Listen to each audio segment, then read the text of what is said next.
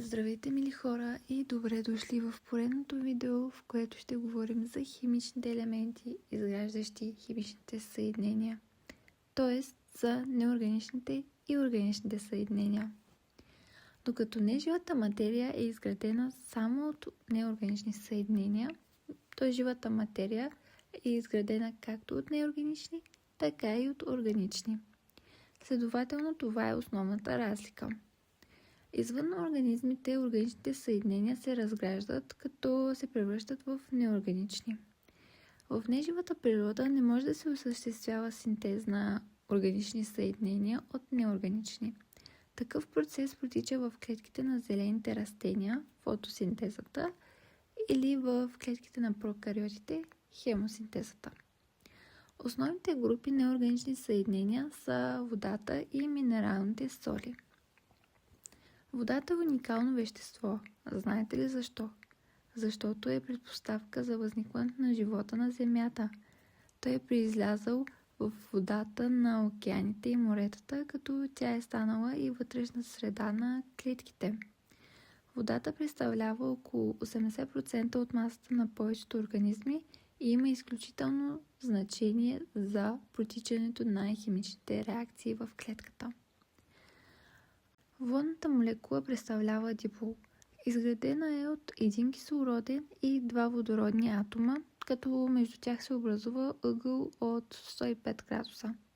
Поради силната си електроотрицателност, кислородният атом силно притегля към себе си общите електронни двойки, които образува с водородните атоми.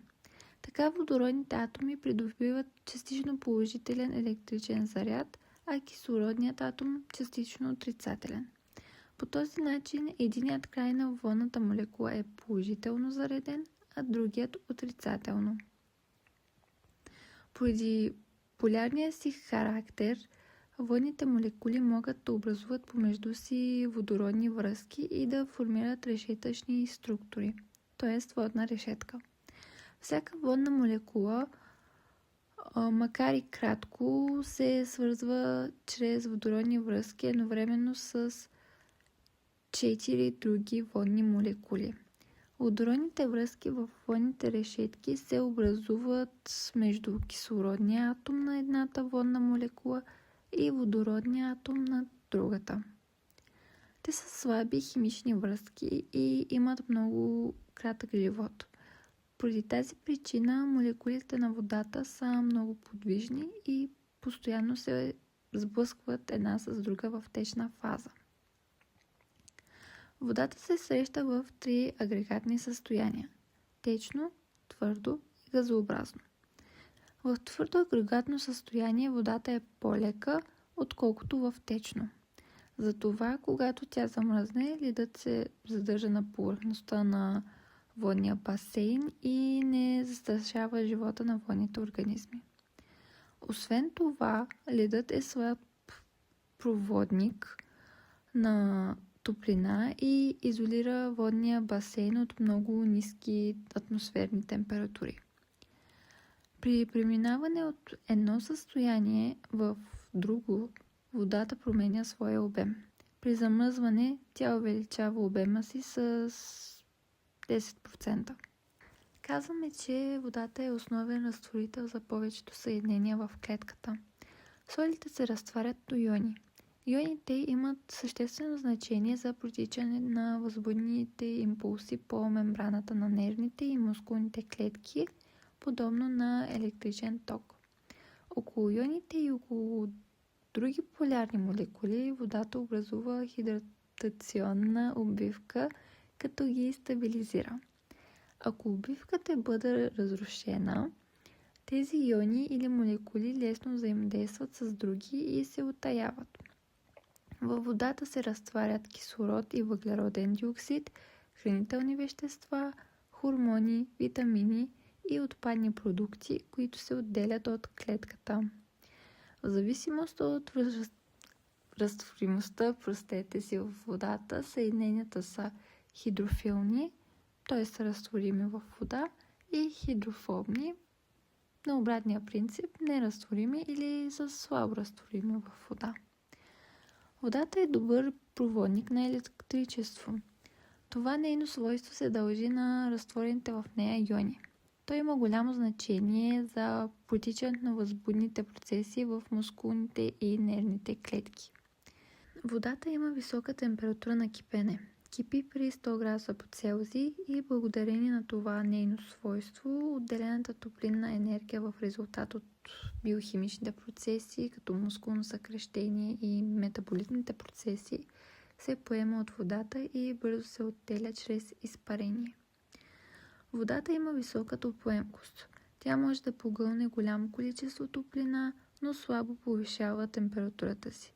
Затова е подходяща среда за протичане на жизнените процеси и за живот на водните организми. Високата топлоемкост и високата температура на изпарение имат основно значение за терморегулацията на организмите с постоянна телесна температура. Водата има високо повърхностно напрежение, в резултат на което проявява силно изразени капилярни свойства. Между повърхностно разположените водни молекули възниква по-голяма сила на сцепление.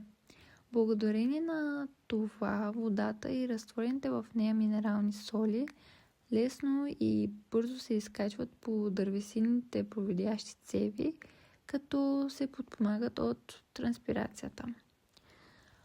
Водните молекули са така здраво свързани на повърхността на водата, че някои насекоми могат да се задържат върху нея дълго време.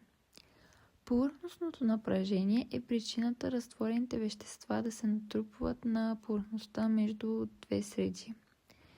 Течната вода е прозрачна, безцветна, без вкус и мирис.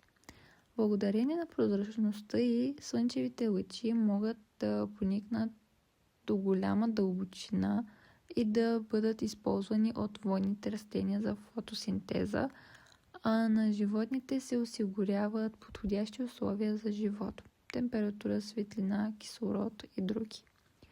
Някои молекули в клетките, като липидите и белтъците, не се разтварят в вода.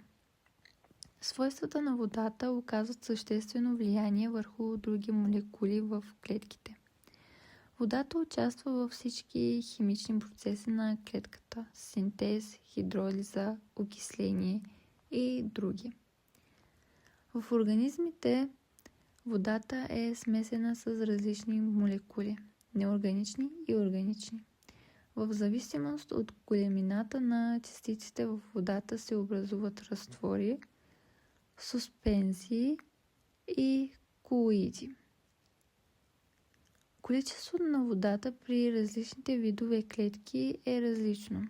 Най-високо съдържание на вода имат ембрионалните клетки и клетките с активен метаболизъм – нервни, жлезисти, паренхимни и други. А в зародиша и плода е около 90-95%. По време на индивидуалното развитие количеството и в клетките намалява. Това води до намаляване на интензивността на жизнените процеси, остаряване и до смърт. Водата е ограничаващ фактор за много растения и животни. Където и да живеят, организмите винаги се нуждаят от вода, за да съществуват.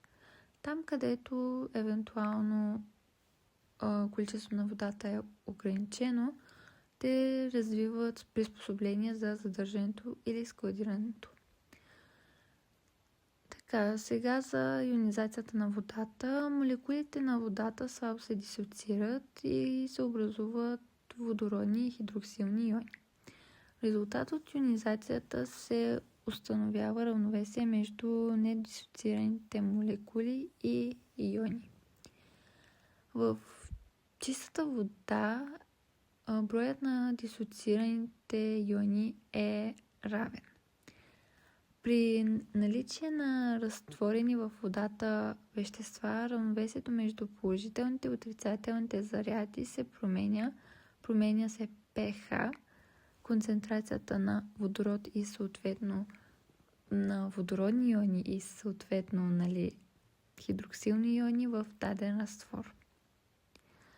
От стойностите на pH зависят активността на биологичните молекули и съществуването на много структури в живата система. Нормалната стойност на pH на кръвта е 7,4. Повишаването на стойността на pH над нормата води до така наречената алкалоза. При респираторната алкалоза нивата на въглероден диоксид в кръвта са намалени, pH се понижава при заболяването диабет. Това състояние се нарича ацидоза. Вътреклетъчните и телесните течности в организма се поддържат в относително постоянство, което се нарича хомеостаза. Стойностите на pH в тези течности са постоянни. Всяка промяна води до нарушения в нормалното функциониране на организма. Първият механизъм за поддържане на това постоянство са така наречените буферни системи. Буферите са водни разтвори, които пречат на изменението на pH при добавянето в разтвора на малки количества основи или киселини. Всяка буферна система се състои от слаба киселина, която отдава протони, и слаба основа, която приема протони. Важни буферни системи в телесните течности за функционирането на организма на бозайниците са фосфатната, хидроген-карбонатната, белтъчната и хемоглобиновата буферна система. Свойствата на водата се променят под влияние на разтворените в нея соли. Те променят структурата й, което води до промяна в свойствата.